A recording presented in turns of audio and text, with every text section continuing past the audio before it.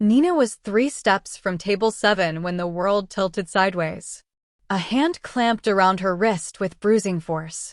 The drunk executive from table 6, red-faced, reeking of gin and entitlement, yanked her toward him hard enough that the bourbon bottle teetered dangerously on her tray. "Hey, sweetheart," he slurred, his breath hot against her neck. "Why don't you forget about the criminals and come take care of a real man?" Nina's training kicked in. Smile. De-escalate. Apologize even when you've done nothing wrong.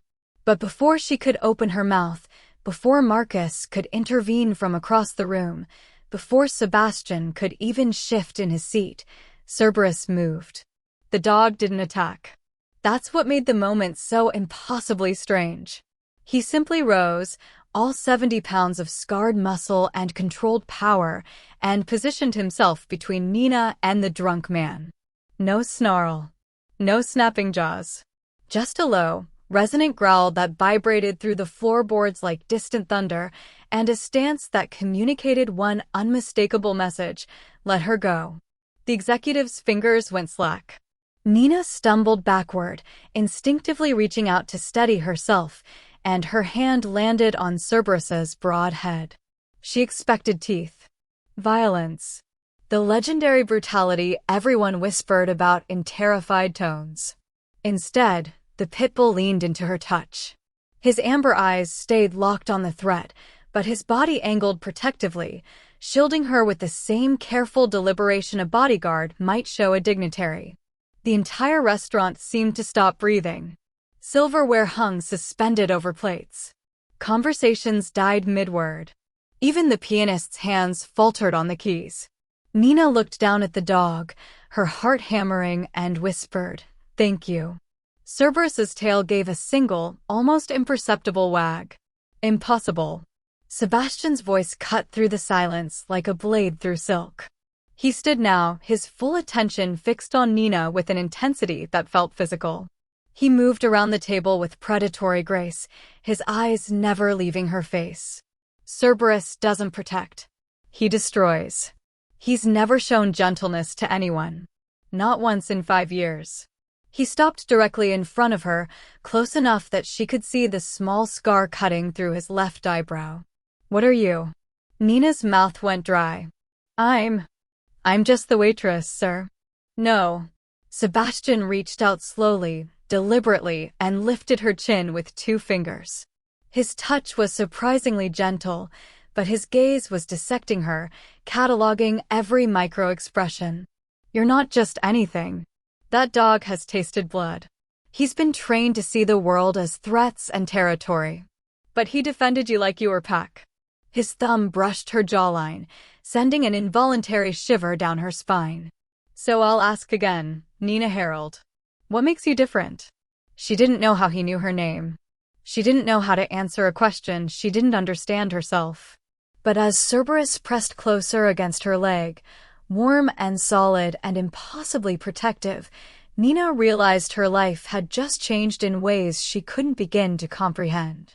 A simple waitress just tamed the underworld's most vicious beast, and now the Reaper himself wants to know her secrets. To see how Nina survives being the only person Sebastian Crow has ever trusted, you need to subscribe right now, because in this world, being noticed is the most dangerous thing of all. The offer came 3 nights later, delivered not by Marcus, but by a man in a charcoal suit who introduced himself simply as Mr. Crow's associate. He handed Nina an envelope containing more cash than she'd made in 6 months and a handwritten note on expensive cardstock. "You're wasted on the floor. Report to table 7 tomorrow at 8. Nina knew what it meant. Everyone at the Serpent's Den knew what it meant when Sebastian Crow took a personal interest. You became untouchable, protected by his reputation, insulated from the predators who prowled the dining room. But protection came with a price. You belonged to him. You saw things that could never be unseen. And most importantly, you could never walk away." She thought about refusing. Spent an entire sleepless night imagining what normal life might look like if she just took the money and disappeared. But by dawn, reality settled back over her shoulders like a familiar weight. There was no refusing Sebastian Crow. Refusal was just a slower, more painful form of acceptance. When Nina arrived at table 7 the next evening, Sebastian was reviewing documents that looked disturbingly official, his tattooed fingers tracing lines of text with casual authority. Cerberus lay beside him, and the dog's tail thumped once when Nina approached, a greeting that made Sebastian's eyes narrow with continued fascination. "Sit," Sebastian said, gesturing to the seat across from him. "Not a request." Nina sat. "You understand what this position entails?" he asked, closing the folder and giving her his complete attention. "You'll serve me exclusively. You'll be present for meetings. You'll hear things that could get you killed in 40 different ways. And you'll never repeat what you hear. In exchange, your debt disappears. Your mother's medical bills? Gone. The collectors harassing you? They'll forget you exist." Nina's breath caught. He'd researched her.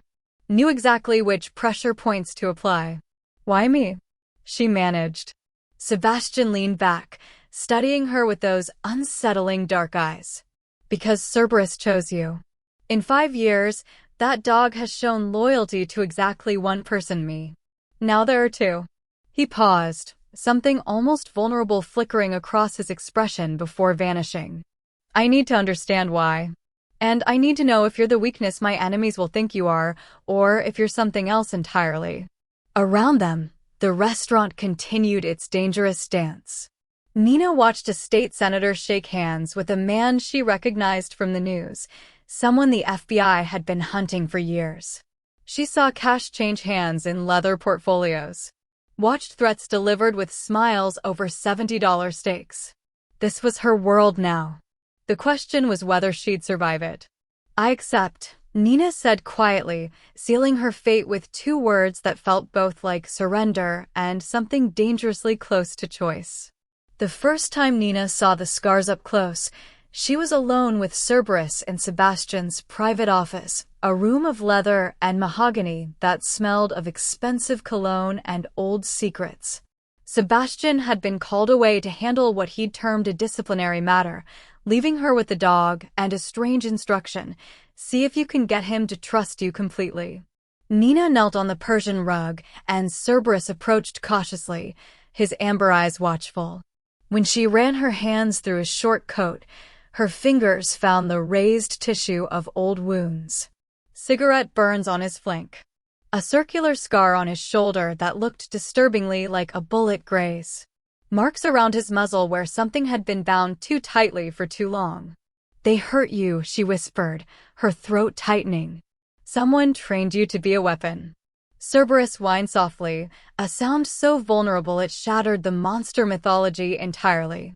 Nina pulled him close, feeling the solid warmth of him, the rapid beat of his heart. He wasn't born vicious.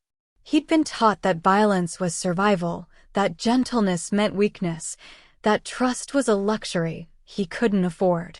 Just like Sebastian. She started small, teaching Cerberus that not every approach meant conflict, that he could exist without the constant vigilance of a soldier. When he growled at a server who moved too quickly, Nina placed her hand on his head and said, "Easy." Not a threat. Within days, the dog began checking her face first before reacting, learning to read her calm as permission to stand down.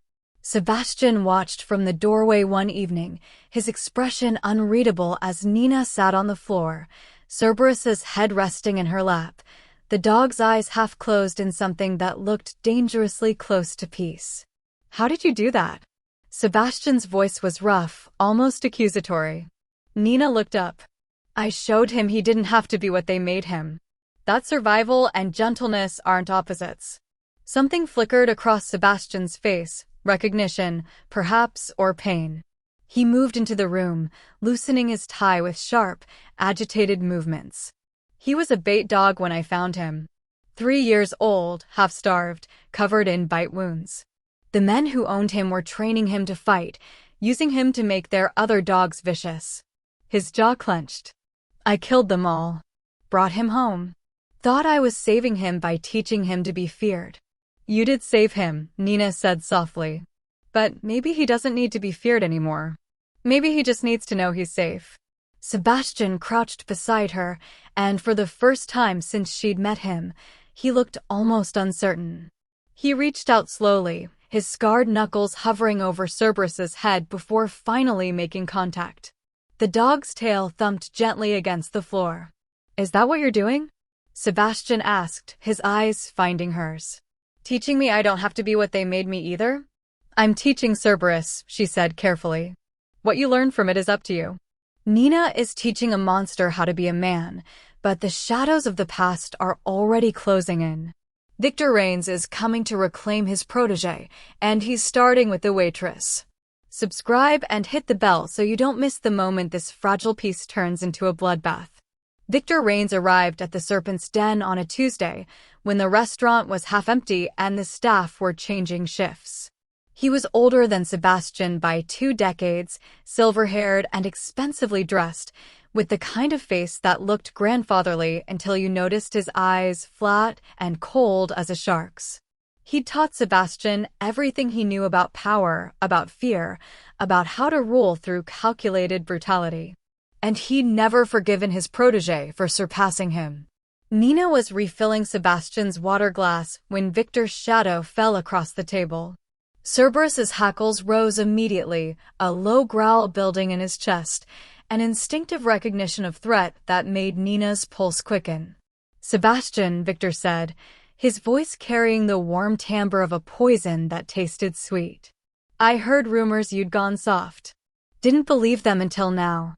His gaze slid to Nina with open contempt. "A waitress? Really?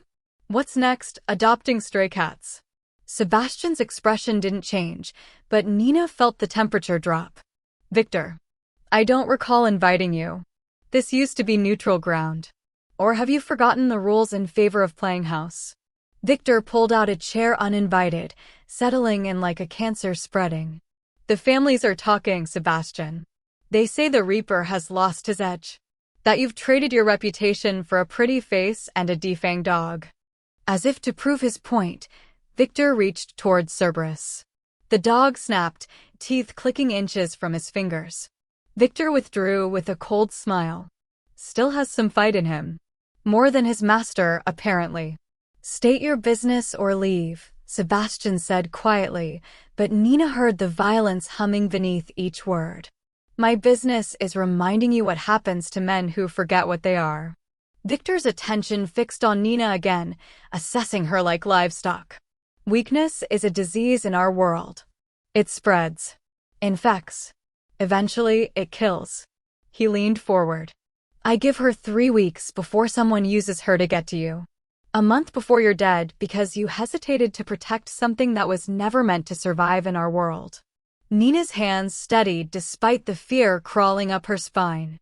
She'd seen Sebastian negotiate, threaten, and dominate, but she'd never seen this, the coiled fury of a man holding himself back through sheer force of will. "You've made your point," Sebastian said. "Now get out of my restaurant." Victor stood slowly, adjusting his cufflinks with deliberate precision. "I trained you better than this, boy. Taught you that sentiment is suicide. Mercy is weakness." His eyes found Nina one last time, and she saw her death reflected there. "When this little experiment of yours gets you killed, remember I warned you. The old ways exist for a reason. They keep us alive." After Victor left, the silence felt suffocating. Sebastian's hand found Nina's, his grip almost painful. "He's right about one thing," he said, his voice barely above a whisper. "You've made me vulnerable.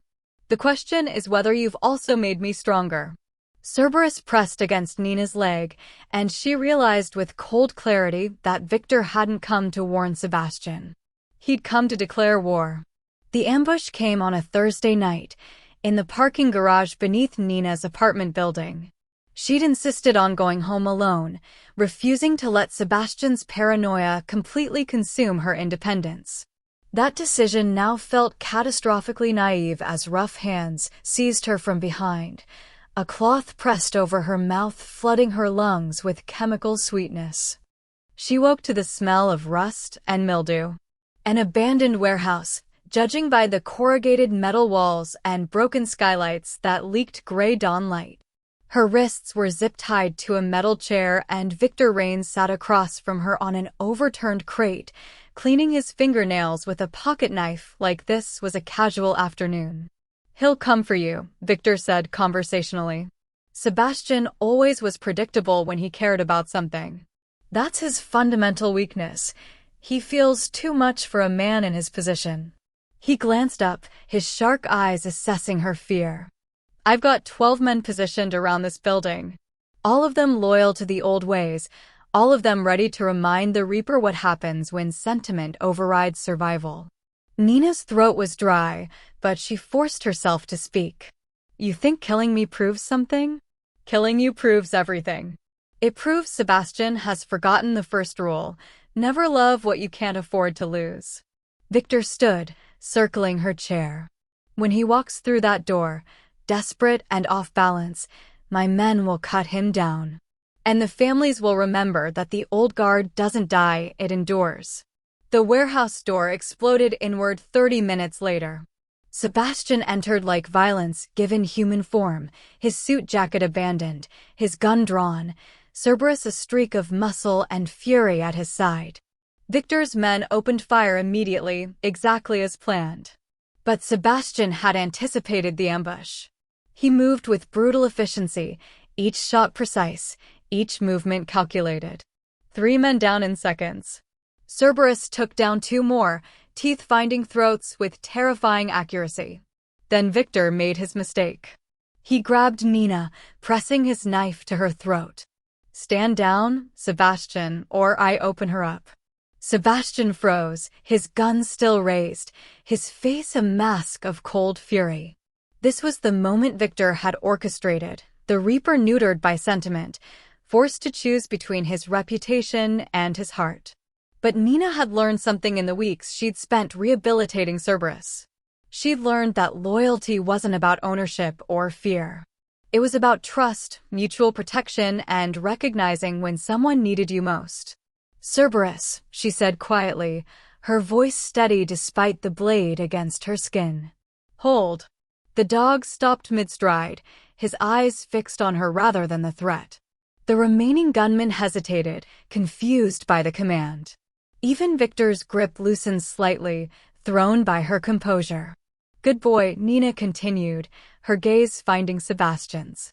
"Now, protect." Cerberus moved like lightning, not toward Victor but around him, positioning himself to give Sebastian the clear shot he needed while simultaneously blocking the remaining gunmen's line of fire. In that moment of chaos, the dog's unexpected strategy, Victor's split second of confusion, Sebastian fired. The knife clattered to the concrete. Victor staggered back, clutching his shoulder, his expression shifting from triumph to disbelief. He'd prepared for Sebastian's violence. He'd anticipated desperation and rage. He hadn't prepared for Nina's influence.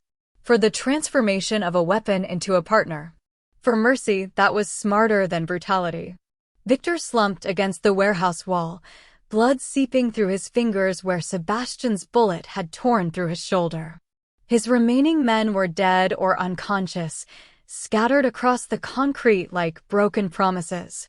The old guard's revolution had lasted less than 10 minutes. Sebastian kept his gun trained on his former mentor, his expression carved from ice. "Give me one reason I shouldn't finish this." But Nina was already moving. She stepped between them, her zip-tied wrists still bound, her body deliberately blocking Sebastian's line of fire. Cerberus flanked her, awaiting her command with an attentiveness that bordered on reverent. "Nina, move." Sebastian's voice carried a warning edge. She didn't. Instead, she looked down at Victor, this man who'd built an empire on fear and called it strength, who'd taught a generation of criminals that mercy was suicide. He was clutching his wound, his silver hair matted with sweat, his shark eyes finally showing something human fear. "You were right about one thing," Nina said quietly, her voice steady in the cavernous space. "Sentiment can be dangerous in your world. But you were wrong about what makes someone weak." She gestured to Cerberus, who stood perfectly still, a weapon she could unleash with a single word. I could tell him to finish you. He'd do it without hesitation because he trusts me that completely. That's what you never understood about loyalty. It's not about fear or dominance. It's about choice. Victor laughed, the sound wet and pained. Spare me the philosophy lesson, girl. You're just soft. Weak. That's why you won't give the command. No, Nina corrected, and something in her tone made even Sebastian pause.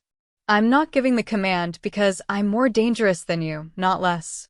You see, mercy isn't about being unable to hurt people. It's about having the power to destroy them and choosing not to. She knelt beside Victor, her eyes holding his. If I kill you, I become what you are, someone who solves problems with violence. But if I let you live, you have to spend every remaining day knowing you were defeated not by Sebastian's gun or Cerberus's teeth, but by a waitress who refused to play by your rules. She stood, turning to Sebastian.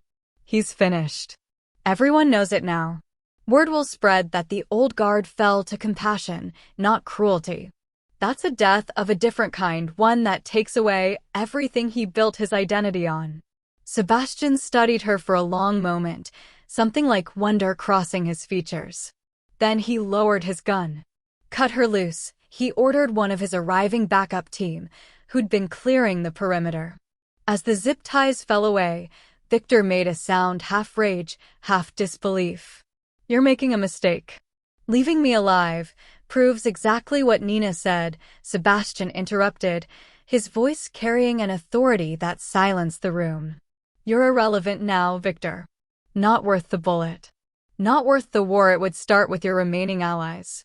He moved to Nina's side, his hand finding the small of her back. You wanted to prove I'd gone soft. Instead, you've proven that the old ways are dying, not because we're weak, but because we've evolved beyond you. Nina watched realization settle over Victor like a shroud. He'd been defeated by the one thing he'd never learned to wield: restraint. And in this world, that was a wound that would never heal. 3 months after the warehouse, the Serpent's Den still served the city's criminal elite, but something fundamental had shifted. The atmosphere remained dangerous, the stakes just as high, but fear had been replaced by something more complex, respect earned through demonstrated power rather than arbitrary cruelty. Nina no longer wore a server's apron. She sat at table 7 beside Sebastian, her presence no longer questioned, but accepted as inevitable. When disputes arose, they consulted together. When deals were negotiated, both voices carried equal weight. The families had learned quickly that underestimating the woman who'd tamed the Reaper's dog was a costly mistake. Cerberus had become something of a legend reimagined. He still wore his spiked collar, still carried the scars of his violent past, but now he moved through the restaurant with a different energy. Children of visiting bosses could pet him without fear. He'd growl warnings at genuine threats, but no longer attacked first and questioned later. The Pitbull had learned what Nina had always known, that strength didn't require constant proof, and protection didn't demand destruction. The Valentino family wants to discuss territory disputes, Sebastian said one evening, reviewing the week's schedule. His hand rested casually on Nina's knee beneath the table, a gesture of intimacy he no longer bothered hiding. They're requesting you mediate. Nina raised an eyebrow. Me? Not you? They think you're less likely to kill them if negotiations break down. His mouth quirked in something almost like a smile. They're probably right. She'd changed him, though he'd never admit it outright. The man who'd ruled through fear alone now understood that terror was a blunt instrument, useful but limited. Nina had taught him that calculated mercy could be sharper than any blade, that sometimes leaving an enemy alive and indebted was more strategic than leaving them dead. But she'd changed too. The frightened waitress who'd trembled serving table 7 had discovered she had a talent for this world, for reading power dynamics, for knowing when to push and when to yield, for understanding that morality wasn't black and white, but 1,000 shades of gray that required constant navigation. Victor sent a message, Sebastian said, his voice carefully neutral. Through intermediaries. He's retiring. Moving to Florida. Says he's done with the life. Nina considered this, stroking Cerberus's head where it rested on her lap. Good. Let him go in peace. Nina proved that mercy isn't a weakness, it's a weapon. Thank you for staying until the very end of this journey at the Serpent's Denver. Before we go, I want to hear from you. Would you have spared Victor, or did he deserve the Reaper's justice? Let me know in the comments below. You realize most people would want revenge for what he did to you. Most people didn't learn what I learned. Nina met Sebastian's eyes, seeing the man she'd helped him remember he could be dangerous, yes, but no longer defined solely by destruction. That transformation is always possible. That damaged things can heal if given the chance. That mercy isn't weakness, it's the hardest kind of strength.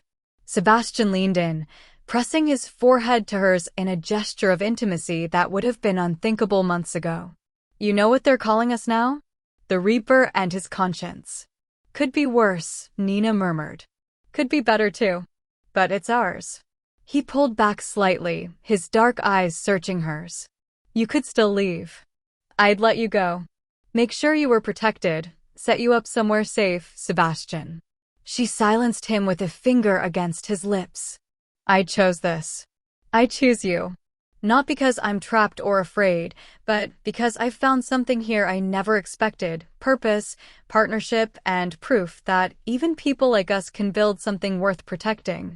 Cerberus's tail thumped against the floor, and across the restaurant, the dangerous dance continued. But now it moved to a different rhythm, one composed of equal parts shadow and light, mercy and judgment, violence and grace. The Serpent's Den would never be innocent, but under their shared rule, it had become something rarer, honest about what it was while striving toward what it might become. They were neither heroes nor villains. Just two damaged souls who'd found each other in the darkness and decided that survival wasn't enough. They wanted transformation. And in a world built on unchanging brutality, that choice was the most revolutionary act of all.